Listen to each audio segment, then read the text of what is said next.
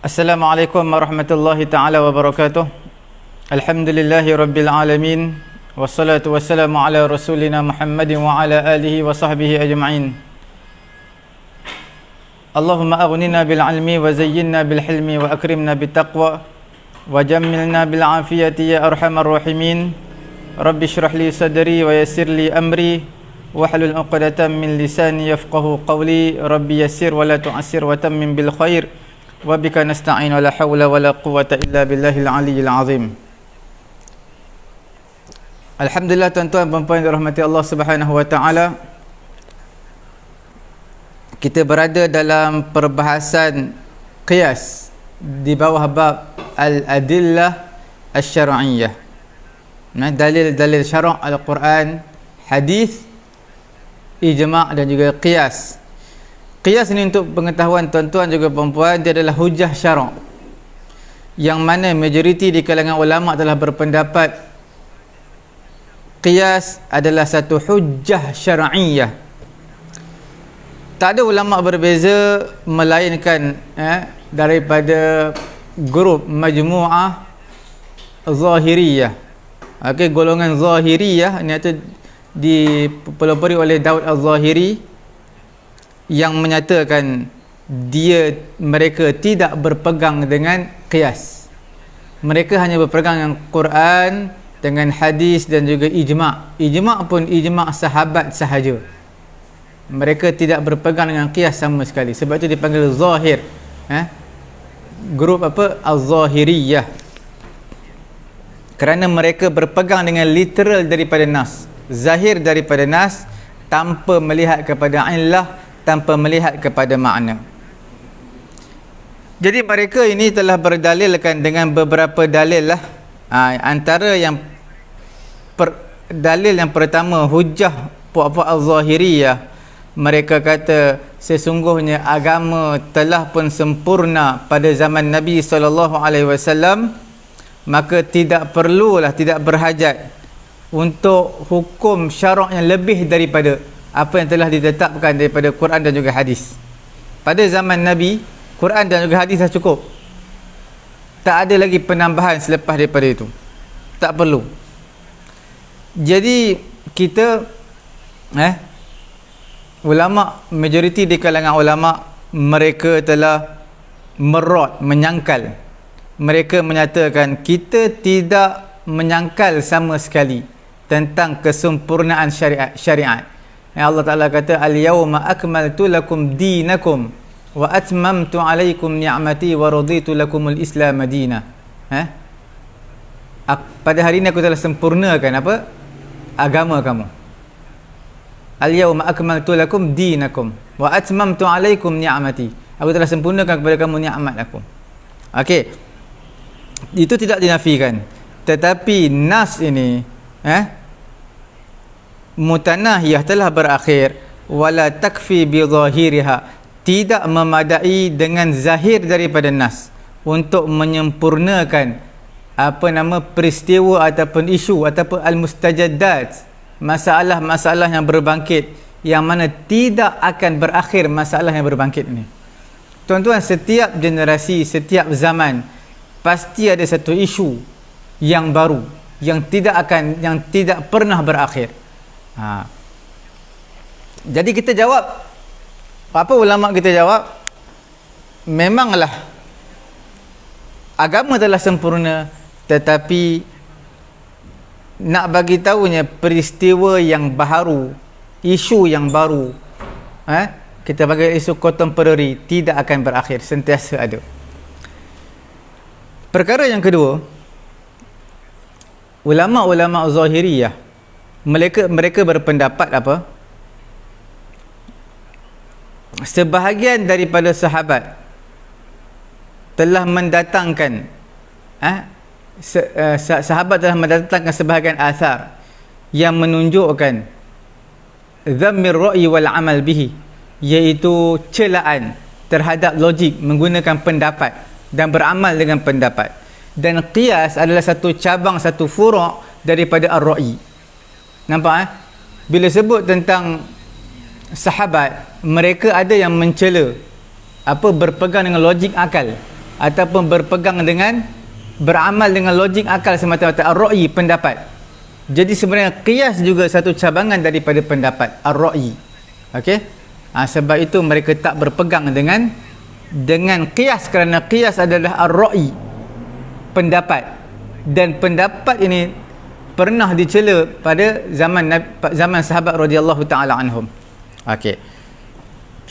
Perkara yang ketiga, mereka menyatakan, ulama Zahiriyah, qiyas ini ittiba'u dhann. Qiyas ini hanya ikut sangkaan je, tak tepat. Al-dhann la tuthbit al-ahkam syar'iyyah.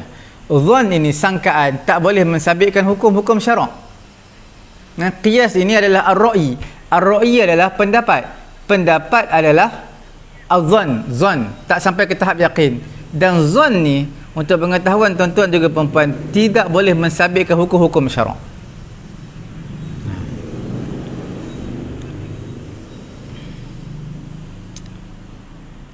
Jadi ulama-ulama kita, majoriti di kalangan ulama, mereka menyatakan, kami tidak melihat dalil-dalil apa yang menunjukkan qiyas ini bukan hujjah. Bahkan sesungguhnya jumhur, majoriti di kalangan ulama, mereka berhujjah, hujjah mereka aqwa wa azhar, lebih kuat dan lebih tepat. Sebab itu kita lihat majoriti di kalangan ulama, mereka mengistidlalkan dalil, menyatakan qiyas boleh dijadikan hujjah, qiyas boleh dijadikan sebagai hujjah. Mereka berdalilkan kepada Quran, mereka berdalilkan kepada hadis, mereka berdalilkan kepada ijma'. Kita lihat yang pertama, Allah Subhanahu wa taala memberitahu dalil dalam Quran. Allah Ta'ala kata apa? Ya ayyuhalladzina amanu ati'u Allah wa ati'u Rasul wa ulil amri minkum fa in tanaza'tum fi shay'in farudduhu ila Allah war Rasul in kuntum tu'minuna billahi wal yawmil akhir dzalika khairun wa ahsanu ta'wila. Wahai orang beriman, ayat suratul Nisa ayat 59. Wahai orang beriman, ta'ala kepada Allah, ta'ala kepada Rasul, dan juga ta'ala kepada ulil amri minkum. Sekiranya kamu berselisih mengenai satu perkara, kembalikan perkara tersebut kepada Allah dan juga Rasul. Sekiranya kamu beriman kepada Allah, hari akhirat, dan itulah sebaik-baik takwil, seelok-elok takwil. Okey. Dalil yang kedua, tuan-tuan nampak tak dalam ayat ini, ulil amri, taatlah kepada ulil amri. Okey, ulil amri itu manusia. Bila manusia ar-ra'yi, mengikut apa? Logik, akal. Okey. Yang kedua, tuan-tuan lihat dalil daripada Quran. هو الذي أخرج الذين كفروا من أهل الكتاب من ديارهم لأول الحشر ما ظننتم أن يخرجوا وظنوا أنهم مانعتهم حصونهم من الله فأتاهم الله من حيث لم يحتسبوا وَقَذَفَ فِي قُلُوبِهِمُ الرَّعْبَ يُخْرِبُونَ بُيُوتَهُمْ بِأَيْدِيهِمْ وَأَيْدِي الْمُؤْمِنِينَ فَاعْتَبِرُوا يَا أُولِي الْأَبْصَارِ. Okey. Tuan-tuan nampak pada suratul Hasyri juzuk 28 ayat yang kedua, surah yang kedua pada juzuk 28, iaitu tuan-tuan lihat perkataan i'tabiru, fa'tabiru, ambillah ibarah. Wahai orang-orang yang mempunyai akal, mempunyai pandangan ataupun akal. Kalimah i'tabiru daripada i'tabara, ya'tabiru, i'tibaran. Zahirnya fa'tabiru iaitu fi'il amar. Bila fi'il amar hukumnya adalah yufidul wujub, Wajib. Makna wajib mengambil i'tibar, mengambil ibrah, mengambil pengajaran, peringatan. Okey. Dalil ayat ini, wajhul istidlal. Cara kita tengok wajah istidlal dia mengambil dalil menunjukkan qiyas sebagai satu hujjah. Allah Subhanahu wa taala selepas menceritakan kisah Yahudi Bani Nadir. Yahudi ni ada tiga, Bani Nadir, Bani Qainuqa dan juga apa? Bani Nadir, Qainuqa, satu lagi Bani Quraidah. Antara tiga Yahudi yang masyhur pada zaman Nabi. Okey, Allah Taala selepas menceritakan tentang Yahudi Bani Nadir dan juga Allah Taala menceritakan azab yang menimpa kepada mereka, Allah Taala kata fa'tabiru, ambillah i'tibar. Apa maksud fa'tabiru? Faqayisu, qiyaskanlah diri kamu dengan mereka. Faqayisu, qiyaskanlah diri kamu dengan mereka. Apa maksud qiyaskan diri kamu dengan mereka? Sekiranya kamu buat perbuatan kamu dekat dunia ni seperti mana Yahudi Bani Nadir buat, maka azab yang sama menimpa kepada kamu. Azab yang pernah menimpa kepada mereka akan menimpa kepada kamu. Nampak Sebab apa illah dia? Illah dia adalah mereka manusia, kamu juga manusia.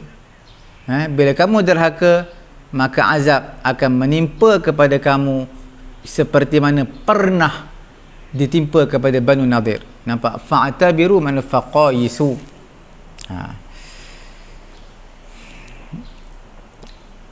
Kemudian kita lihat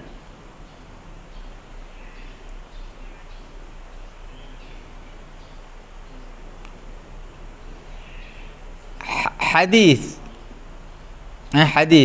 daripada Muaz bin Jabal, hadis yang masyhur. Lamma ba'athahu sallallahu alaihi wasallam ila al-Yaman, Nabi sallallahu alaihi wasallam apabila menghantar Muaz bin Jabal ke Yaman, maka Nabi kata kaifa taqdi idza arada laka qada'un, macam mana kamu nak putuskan bila datang kepada kamu satu isu, satu masalah. Maka Muaz bin Jabal kata aqdi bi kitabillah, aku akan memutuskan dengan kitab Allah, ni Al-Quran. Qala, Nabi kata fa illam tajid fi kitabillah, kalau tak ada dalam Quran, qala fa bi sunnati Rasulillah sallallahu alaihi wasallam, maka dengan hadis Nabi. Maka Nabi kata lagi fa illam tajid fi sunnati Rasulillah, kalau dalam hadis pun tak ada, dalam kitab Allah pun tak ada, maka apakah yang kamu nak buat? Qala ajtahidu ra'yi wala alu, dia kata aku akan berijtihad. Ijtihad ni ar-ra'yi, logik akal. Ijtihad tapi bersertakan dalil, bersertakan dengan hujah yang tepatlah. Aku akan berijtihad. Maka Nabi SAW daraba sadrahu, Nabi telah menepuk dadanya. Maka Nabi kata alhamdulillahilladzi waffaqa Rasulullah lima yurdi Rasulullah sallallahu alaihi wasallam. Okey, segala puji milik Allah yang memberi taufik kepada utusan bagi utusan Allah. Utusan bagi utusan Allah. Siapa dia? Muaz bin Jabal. Muaz bin Jabal adalah utusan Rasul. Nabi adalah Rasulullah. Jadi Rasulullah utusan kepada utusan Allah. Lima yurdi Rasulullah, kerana dia telah menyukakan Nabi sallallahu alaihi wasallam. Wa wajhud dalalah, wajah dalalah. Daripada hadis ini wajhud dalil, dan dalil apa dia? Nabi SAW mengakui ijtihad birra'yi. Nabi sendiri mengakui. Muaz kata kalau tak ada dalam kitab Allah, tak ada dalam hadis Nabi, dia kata apa? Ajtahidu ra'yi wala alu, aku berijtihad lah dengan fikiran aku berijtihad. Jadi ijtihad dengan pendapat dia, bi iqrarihi li ijtihadi Muadzin, maka Nabi telah mengakui dengan ijtihad Muaz, iaitu dengan jawapan yang Muaz akan menggunakan dengan hukum akal. Dan hukum akal ini, ijtihad ini adalah termasuklah dalam bab qiyas, kerana qiyas juga adalah apa? Qiyas juga adalah ijtihad. Itu hadis yang pertama yang masyhur. Hadis yang kedua mengenai dengan qiyas. Ja'ati mar'atun ila Rasulillah sallallahu alaihi wasallam. Telah datang seorang perempuan kepada Nabi. Maka dia kata, wahai Rasulullah, inna ummi matat wa 'alaiha saumu nazrin afa asumu anha. Mak aku telah pun wafat dan dia ada meninggalkan puasa nazar. Afa asumu anha, boleh tak aku nak puasakan bagi pihak ibuku? Maka Nabi SAW menjawab, ara'aiti law kana ala ummiki dainun faqadaitihi. Kamu beritahulah kepadaku, kalaulah ke atas ibu kamu ada hutang, maka kamu tunaikanlah. Faqadaitihi, maka kamu tunaikanlah hutang tersebut bagi pihak ibu kamu. Okey.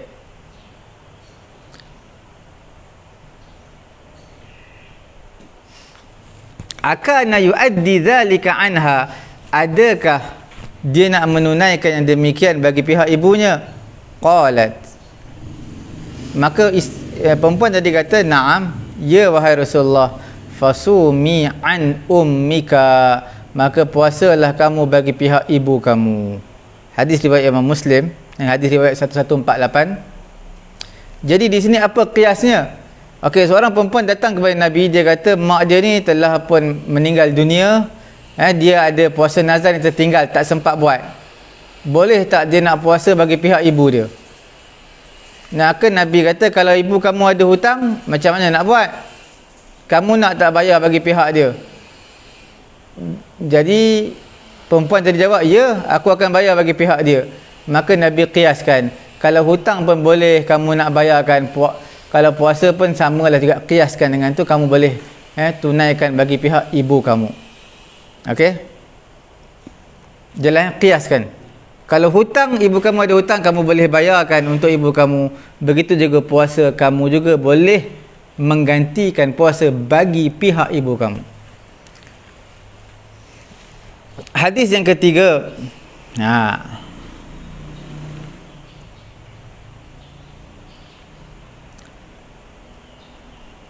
riwayat daripada Ibnu Abbas radhiyallahu taala anhuma, bahawasanya seorang perempuan daripada Juhainah, dia telah datang kepada Nabi sallallahu alaihi wasallam. Dia kata, inna ummi nazarat an tahujja falam tahujja hatta matat afa ahujju anha.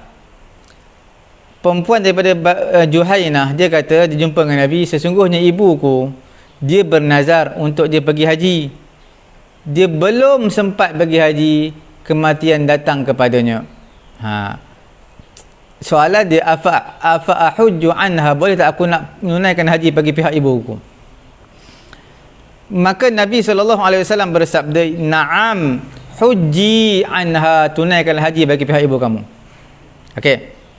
Ara'aiti, kamu beritahu kepadaku, lau kana ala ummiki dainun akunti qadiyatan, kalaulah ibu kamu ada hutang, adakah kamu nak tunaikan bagi pihak ibu kamu? Maka Nabi menjawab, uqudullah, tunaikanlah hak Allah, fallahu ahaqqu bil wafa, hak Allah adalah lebih dituntut untuk ditunaikan. Fallahu ahaqqu bil wafa. Jadi di sini seorang perempuan Juhainah telah jumpa Nabi. Dia kata, ibuku bernazar untuk menunaikan haji, tapi tak sempat menunaikan haji, kematian datang kepadanya. Adakah aku sebagai seorang anak perempuan boleh menunaikan haji bagi pihak ibu aku? Maka apa Nabi jawab? Nabi kata, kalaulah ibu kamu, Nabi kata, ya, boleh menunaikan haji bagi pihak ibu kamu. Sama juga seperti mana masalah ibu kamu ada hutang, kamu nak tunaikan bagi pihak dia. Maka Nabi kata, hak Allah lebih diutamakan untuk disempurnakan berbanding dengan hak manusia. Okey, kalau haji, menunaikan haji hak Allah, sebab dia ibadat kepada Allah. Tunaikan hutang adalah hak manusia. Jadi Nabi kata hak Allah lebih utama berbanding hak manusia. Okey, itu namanya qiyas. Qiyas. Sama macam tadi juga, kamu boleh tunaikan haji bagi pihak kamu, boleh bayar bayar hutang bagi pihak ibu kamu, haji pun boleh. Daripada hadis yang keempat daripada Abu Hurairah radhiyallahu taala anhu, anna a'rabiyan, seorang A'rabi, Arab Badui duduk di kawasan pedalaman, dia datang berjumpa Nabi SAW. Dia menyatakan, inna mraati waladat ghulaman, isteri aku telah melahirkan seorang anak, aswada, anak yang hitam, wa inni ankartuhu, aku ni ingkar, macam tak percaya itu anak aku. Sebab apa? Hitam. Maka Nabi SAW berkata kepadanya, hal laka min ibil, kamu ada tak unta? Dia kata, ya ada. Laki tadi kata ada, orang Arab tadi kata ada. Maka Nabi kata, fama alwanuha, apakah warna dia? Maka dia bagi tahu, humrun, kemerah-merahan. Qala, maka Nabi tanya dia, hal fiha min awraq, ada tak di kalangan unta tadi min awraq? Awraq ni apa? Awraq ni maksudnya warna yang mana, warna kelabu lah, macam warna debu, warna kelabu. Dia kata, inna fiha lawurqan, memang ada warna kelabu, nak ke warna hitam, ada. Maka Nabi kata, fa anna tura zalika ja'aha, maka Nabi kata, bagaimana kamu lihat telah datang satu keturunan yang mana unta tadi warna kemerahan, tiba-tiba ada warna kelabu. Maka dia kata, ya Rasulullah, wahai Rasulullah, irqun naza'aha, itu maknanya mungkin ada nenek dia lah unta tadi, mana keturunan dia tu, baka dia ada yang baka berwarna kelabu. Sebab itulah lahir anak kelabu walaupun ibunya warna merah. Jadi Nabi SAW menjawab, wala alla hadza irqun naza'ahu, kemungkinan ini, budak ini juga adalah irqun naza'ahu, kemungkinan budak ini juga adalah keturunan kamu, ada yang berwarna hitam, kulitnya hitam. Jadi sebab itu anak kamu juga hitam. Tak semestinya kamu, tak semestinya ayah kamu itu datuk budak tadi, kemungkinan moyang dia, kemudian atas ataupun atas daripada moyang dia. Nampak? Itu qiyas. Apa yang qiyas? Nabi qiyaskan seorang lelaki tak percaya anak dia hitam. Nabi kata, kamu ada unta tak? Qiyaskan manusia dengan unta. Bukan qiyaskan apa dari segi bakanya. Kalau keturunan kita ada yang kembar, insya-Allah akan lahir sama ada cucu ataupun cicit kembar. Begitulah juga kalau anak kita putih. Begitu kalau kita putih. Kalau tak anak putih pun cucu akan putih ataupun cicit akan putih. Okey. Jadi Nabi samakan unta dengan manusia. Okey. Dari segi warnanya baka je.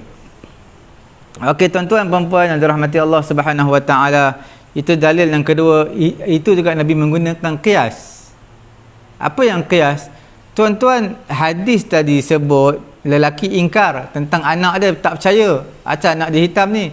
Jadi Nabi guna logik akal, qiyas, iaitu kamu ada tak unta? Maka unta kamu warna apa? Ada tak unta yang berwarna sekian warna kelabu? Dia kata ada. Begitulah nama logik. Okey, ar-ra'i. Kemudian tuan-tuan puan-puan dirahmati Allah, kita lihat dalil yang ketiga, itu dipanggil dalil ijma'. Apa dalil ijma'? Sahabat radhiyallahu taala anhum, mereka sepakat menggunakan qiyas pada perkara yang sangat banyak, yang tidak ada nas, tidak ada teks daripada Quran, beserta sahabat-sahabat lain semua membisu, maknanya tidak mengatakan apa-apa, diam saja. Maka mereka menggunakan qiyas. Contoh seperti mana perkataan Umar radhiyallahu taala anhu ketika mana Umar menghantar kepada Abu Musa al-Asy'ari. Umar menghantar pada risalahnya, suratnya, Nabi menghantar perkataan Umar radhiyallahu taala anhu dalam suratnya kepada Abu Musa al-Asy'ari, qadi ni Abu Musa al-Asy'ari. Maka Umar kata, a'rif al-ashbah, kamu ketahuilah perkara-perkara yang serupa. Wal amsal, samalah. Waqis al umura, maka kamu kiaskanlah perkara-perkara itu dengannya. Jadi mana kamu kenal pasti satu hukum, kemudian perkara-perkara yang lain, kalau illahnya sama, sebabnya sama, maka kamu boleh kiaskanlah dengan hukum samalah dengan masalah tadi. Okey, waqis al umura. Ini ijma' di kalangan sahabat. Kemudian yang keempat adalah al-ma'qul. Ma'qul, logik akal. Sesungguhnya Allah Ta'ala, kita fikir logik akal, tidaklah Allah Ta'ala syariatkan satu hukum melainkan semua untuk maslahat. Untuk maslahat manusia itu sendiri. Jadi maslahat hamba manusia ini, al-ghayah al-maqsudah, dia adalah al-ghayah maqsudah. Itulah kita panggil maslahat hamba. Maslahat hamba itu apa? Iaitu maksud yang dikehendaki, kemuncak yang dikehendaki daripada pensyariatan Islam, pensyariatan hukum. Daripada pensyariatan hukum ni, apa yang kemaslahatan untuk hamba? Kemaslahatan untuk hamba adalah ghayah maqsudah. Ghayah, penghujungnya. Penghujung kepada pensyariatan hukum hakam tu. Okey, kita lihat fa idza sawatil waqi'a al maskut anha al waqi' al mansus 'alaiha fi 'illatil hukm allati hiya mazinnatul maslahah. Apabila sama peristiwa yang didiamkan maksud apa? Tak ada nas, tak ada teks dalam Quran dan juga hadis dalam illah sesuatu hukum, yang mana illah sesuatu hukum itulah dipanggil sebagai mazinnatul maslahah. Nampak tak? Mazinnatul maslahahnya apa? Mazinnah, tempat sangkaan maslahat. Okey, ini hukum ni apabila satu hukum tidak ada dalam Quran, satu hukum ada dalam Quran. Yang tak ada disamakan dengan yang ada dalam Quran, tapi melihat kepada illah, sebab, dan sebab itulah sebenarnya mazinnatul hukum. Tempat sangkaan hukum. Al-hikmah dan juga adalah, keadilan, mengkehendaki untuk samakan kedua-duanya masalah tadi pada hukum, tahqiqan lil maslahah, untuk merealisasikan kemaslahatan yang mana dia adalah maksud daripada Allah Subhanahu Wa Taala pada pensyariatan Islam. Pendek kata, pensyariatan Islam ni dia ada maksud kemuncak dia. Maksud kemuncak dia apa? Untuk maslahat hamba. Itulah nak bagi tahu.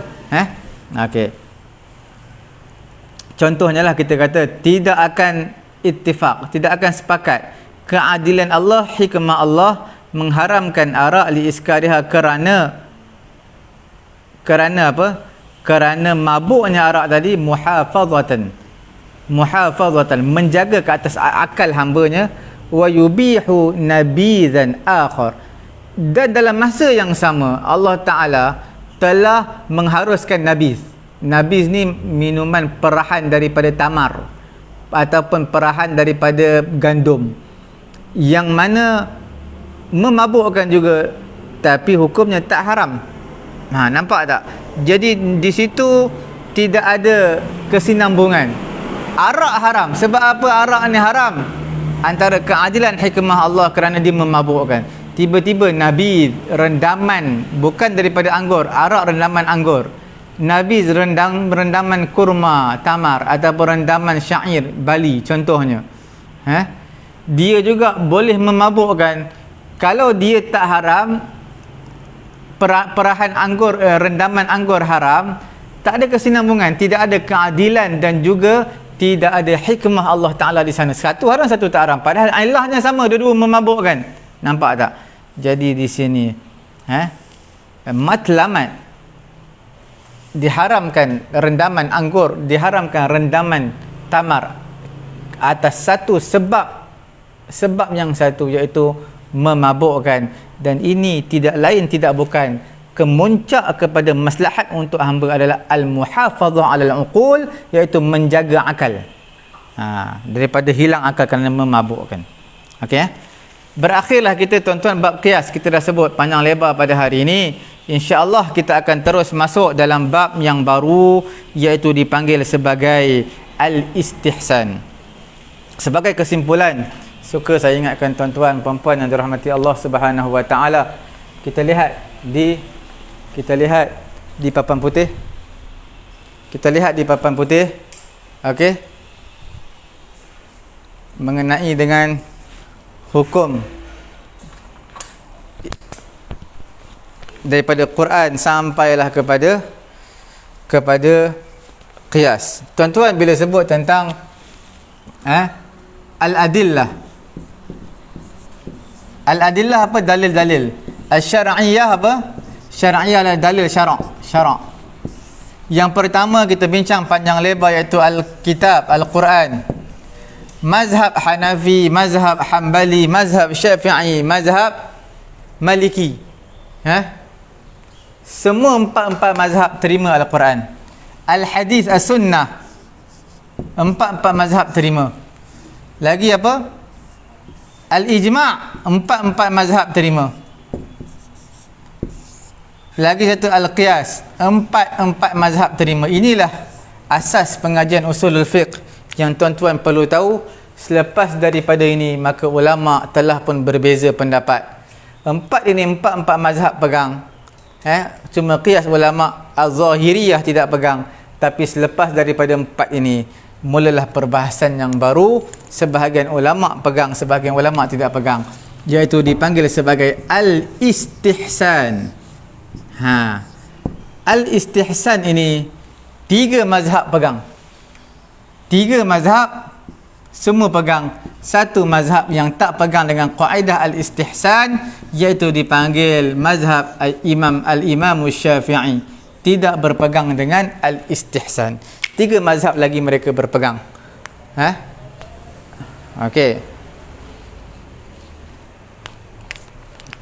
Tuan-tuan, puan-puan yang dirahmati Allah, walaupun di sana sebenarnya ada yang mengatakan mazhab Hanbali tak berpegang dengan istihsan.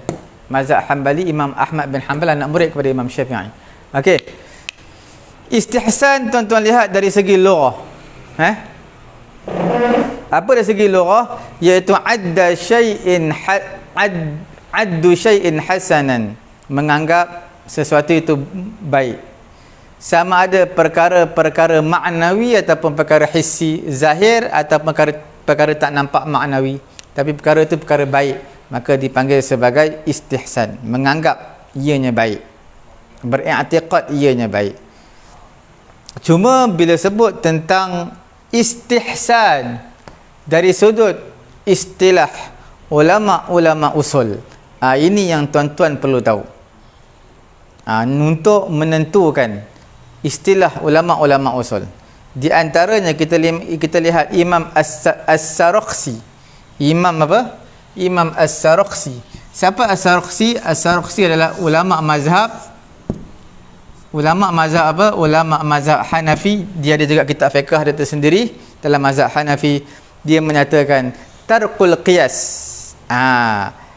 Wal akhdhu bima huwa awfaq linnas, meninggalkan qiyas, berpegang dengan apa yang dia lebih dekat kepada manusia. Qiyas tinggalkan dan berpegang dengan apa yang lebih dekat penggunaannya, lebih dekat isti'amal, muamalat dan sebagainya dengan manusia, kegunaan manusia. Itu dipanggil istihsan. Imam Sarakhsi sebut. Tuan-tuan lihat Imam Asy-Syatibi dalam kitab Al-Muwafaqat, Muwafaqat Imam Asy-Syatibi, dia daripada mazhab Maliki. Asy-Syatibi.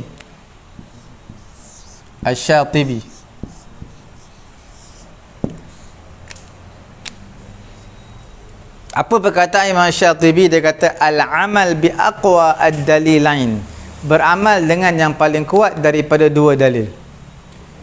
Okey, istihsan ni makna bila ada kontradiksi antara pertembungan antara dua dalil, peganglah dalil yang paling kuat di antara dua dalil tadi. Itulah dipanggil sebagai al-aqwa bid dalilain, berpegang dengan yang paling kuat daripada dua dalil, beramal dengan antara salah satu daripada dua dalil yang paling kuat. Manakala Imam Ibn Qudamah Al-Maqdisi, ini ulama dalam mazhab Ibn Qudamah, dalam mazhab apa? Hanbali. Dia menyatakan apa? Dia katakan al-udul bi hukmil mas'alah an nadhairiha li dalilin khassin min kitabin aw sunnatin. Al-udul, berpaling, beralih daripada hukum masalah yang sebanding dengannya kerana ada dalil yang khusus daripada kitab ataupun sunnah. Contohnya, hukumnya asalnya A, tiba-tiba tidak jadi A, jadi B ataupun C. Kerana apa? Dia kata kerana ada dalil yang khusus yang menunjukkan ke atas hukum B dan juga C. Itu dipanggil al-udul bi hukmil mas'alah an nadhairiha li dalilin khassin min kitabin aw sunnatin. Tuan-tuan, apa maksud dia? Contohnya satu masalah hukumnya adalah A. Tiba-tiba masalah yang lebih kurang sama, tiba-tiba jawapannya bukan A tetapi B ataupun jawapannya C. Sebab apa tak sama? Kerana di sana ada satu kita panggil dalil khas, dalil yang spesifik daripada Quran ataupun daripada hadis. Kita akan bagi nampak lagi gambaran dalam contoh-contoh yang kita akan bincangkan. Dalam definisi yang tuan-tuan lihat mengenai istihsan daripada Imam Sarakhsi mazhab Hanafi, Imam Asy-Syatibi daripada mazhab Maliki, Ibnu Qudamah daripada mazhab Hambali, tiga-tiga mazhab menerima pakai istihsan. Yang tidak menerima pakai, tidak ada istilah term istihsan daripada ulama Syafi'i. Imam Sarakhsi kata apa tadi? Tarkul qiyas, tinggalkan qiyas, wal akhdhu bima huwa aqwa, berpegang dengan apa yang dia awfaq linnas, dengan satu yang lebih dekat dengan manusia penggunaan dia. Imam Asy-Syatibi menyatakan apa? Al-amal bi aqwa dalilain, pegang dengan dengan dalil yang paling kuat di antara dua dalil. Ibnu Qudamah menyatakan al-udul bi hukmil mas'alah an nadhairiha, dia masalah hukumnya A, dia beralih kepada hukum B dan juga C. Sebab apa? Sebab kerana di sana ada dalil khas, dalil yang spesifik daripada Quran dan juga hadis yang menyatakan hukum dia B dan juga C, bukan A. Asalnya hukumnya A. Nampak? Okey. Tuan-tuan, inilah dalil daripada Quran dan juga sunnah. Ini yang termampu untuk kita sampaikan mengenai dengan ta'rif, cara untuk kita mengenal istihsan. Okey. Kemudian boleh juga kita katakan, nampak Ibnu Qudamah kita lebih faham dan lebih dekat untuk kita memahami mengenai istihsan ini. Okey, iaitu berpindah mujtahid daripada satu hukum yang umum dalam satu masalah kepada hukum istisnai, hukum yang terkecuali, min ajli tahqiqil maslahah, kerana ada untuk merealisasikan maslahat ataupun untuk menolak mafsadah. Dengan sebab di sana ada wujudnya darurah ataupun uruf ataupun maslahat ataupun qiyas khafi ataupun dalil yang lain yang menunjukkan pemindahan hukum. Mungkin kita boleh padam semua ni, okey, dan kita hanya berpegang dengan pendapat Ibnu Qudamah tadi, nampak lebih jelas mengenai dengan istihsan. Okey, tuan-tuan lihat, para mujtahid dia menyatakan satu masalah ni hukum dia daripada A, hukumnya adalah A, dalam satu masalah yang umum. Tiba-tiba masalah yang hampir sama, okey, masalah yang hampir sama, hukum yang umum tadi telah berpindah kepada hukum B dan juga C. Kerana apa? Kerana di sana ada dalil khas, ataupun di sana kita panggil ada apa? Tahqiqul maslahah. Apa itu tahqiqul maslahah? Nampak jelas Apa tahqiqul maslahah? Untuk merealisasikan maslahat. Sama ada maslahat ada dua. Apa dia? Satu berbentuk kita panggil jalbul masalih. Apa itu jalbul masalih? Iaitu menarik kemanfaatan ataupun darul mafsadah. Darul mafsadah. Jadi sebab apa di sini asalnya secara umum hukumnya A, tiba-tiba berpindah hukum B dan juga C? Kerana untuk tahqiqul maslahah, sama ada untuk manfaat ataupun untuk menolak kemudaratan. Okey. Ataupun di sana bukan kerana tahqiqul maslahah, bukan kerana dalil khas, tetapi di sana kita panggil ada uruf yang menentukan hukumnya B ataupun C, ataupun di sana ada apa? Ada kita panggil qiyas khafi, yang tersembunyi, qiyas yang tersembunyi, yang menguatkan hukum B dan juga C, ataupun di sana ada dalil khas daripada Quran dan juga hadis yang kita bincangkan tadi, ataupun di sana ada dipanggil sebagai ad-darurah, bila mana adanya wujudnya ad-darurah, wujud ad-darurah, darurat, adanya darurat, maka hukumnya akan berpindah daripada A menjadi B dan juga C. Nampak? Atas benda-benda ada tahqiqul maslahah, sama ada jalbul masalih darul mafasid, ataupun di sana ada dalil khas daripada Quran ataupun hadis, ataupun di sana ada uruf, ataupun di sana ada qiyas khafi, ataupun di sana adanya darurah. Bila adanya darurah, maka hukum umum tidak diguna pakai lagi, diguna pakai hukum B dan juga C. Nampak Itu untuk lebih faham dalam bab istihsan, dalam bab pengajian kita apa dia usulul fiqh. Okey tuan-tuan puan-puan yang dirahmati Allah Subhanahu wa taala, ini dengan sebab apa? Kita lihat satu jaminan daripada syarak mengecualikan hukum-hukum yang umum.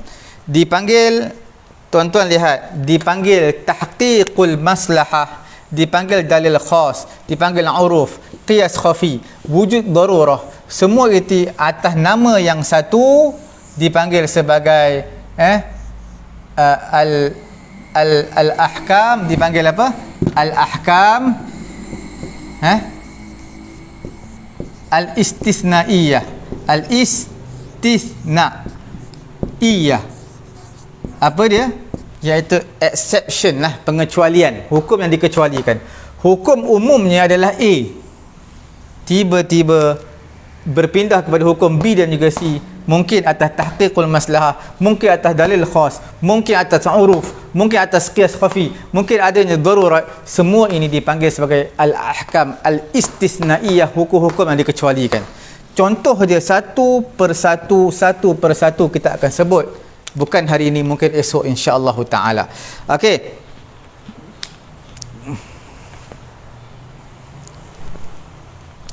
Kemudian hukum-hukum istisna ini, kerana apa diletakkan hukum istisna?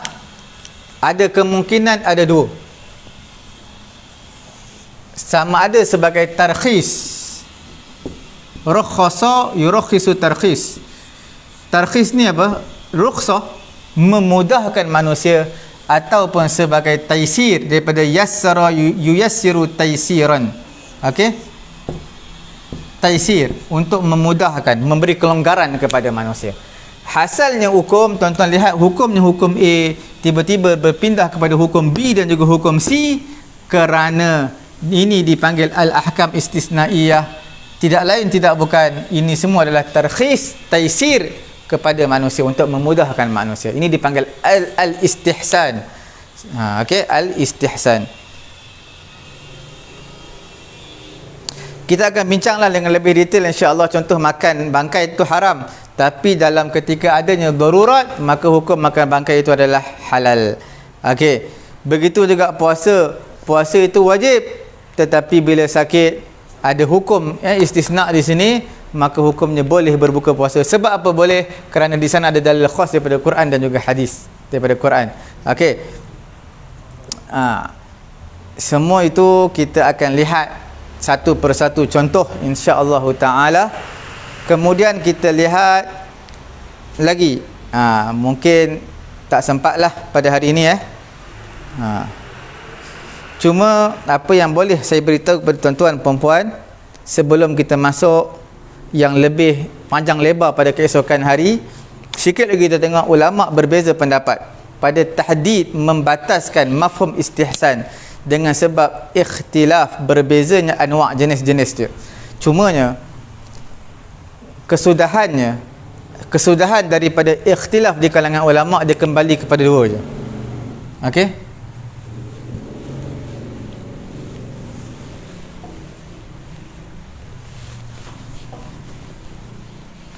Tuan-tuan lihat kesudahan kemuncaknya ikhtilaf di kalangan ulama dalam bab apa? Al-istihsan. Dia akan kembali kepada dua perkara. Walaupun asalnya ulama berbeza pendapat, tuan-tuan boleh lihat dalam kitab Imam Al-Bazdawi dalam mazhab Hanafi, okey. Di mana dia menyatakan al-istihsan al-udul an mujibil qiyasin ila qiyasin aqwa minhu aw huwa takhsis qiyas bidalil aqwa minhu. Dia beralih daripada perkara yang qiyas kepada qiyas yang lebih aqwa. Dia ada dua. Mungkin tuan-tuan ni satu masalah kita qiyaskan. Ini masalah. Ini satu masalah. Okey. Masalah, dan masalah ini satu masalah yang ada dalam Quran, ini yang tak ada dalam Quran kita gunakan qiyas. Ini hukum umum. Ini hukum apa umum. Tiba-tiba ada satu lagi qiyas, yang qiyas ini adalah lebih aqwa, lebih kuat, maka digunakan qiyas yang mana? Qiyas yang aqwa ini digunakan qiyas yang lebih kuat, kerana ada beberapa aspek yang mungkin kita sebutkan tadi. Kita akan bicara ke esok insya-Allah. Okey. Ini takrif daripada Imam Al-Bazdawi. Okey. Ataupun takhsisul qiyas dengan dalil aqwa, ataupun dia mengkhususkan di sini ada qiyas, sini pun ada qiyas ke atas masalah ini. Ini masalah yang ada dalam Quran atau hadis. Ini dua ni qiyas, ni qiyas dengan ni pun qiyas dengan ni. Cumanya qiyas ini ada pengkhususan daripada apa?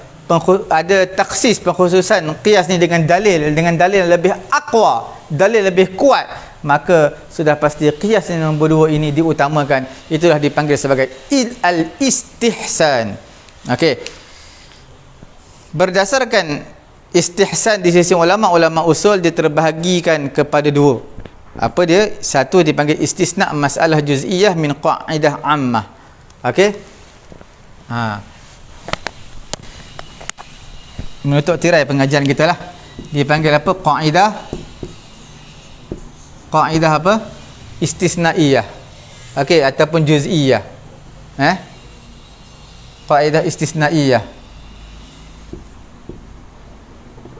Istisnaiyah. Okey. Min qa'idah ammah.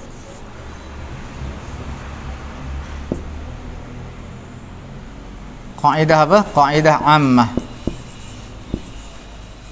Dia yang kita bagi tahu tadi. Qa'idah pengecualian daripada qa'idah yang umum. Asalnya hukumnya A, tiba-tiba berpindah hukum B kerana di sini ada qa'idah istisnaiyah. Ini semua dalam bab al-ihsan. Yang kedua, yang terakhir.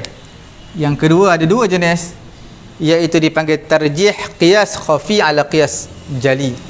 Tarjih, mengutamakan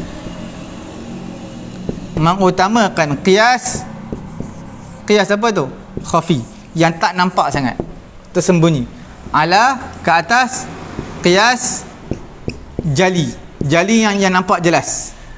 Nampak? Adalah beberapa sebab apa ditarjihkan, diutamakan qiyas khafi ni, walaupun dia tersembunyi kerana mungkin ada dalil lebih kuat dan sebagainya, ke atas qiyas yang jali nampak jelas tapi mungkin dalil tak kuat.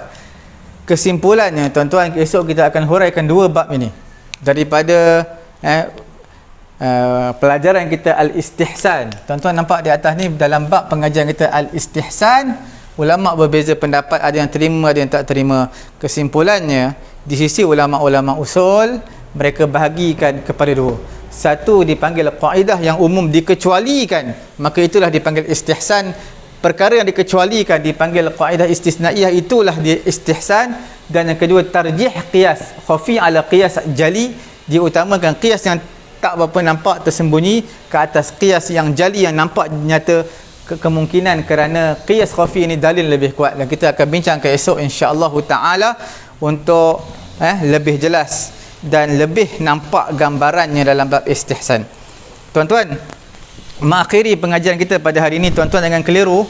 Sebenarnya ulama Syafi'i kita tak terima bab istihsan ni tak lain tak bukan, sebenarnya adalah ikhtilaf lafzi, lafaz dia berbeza.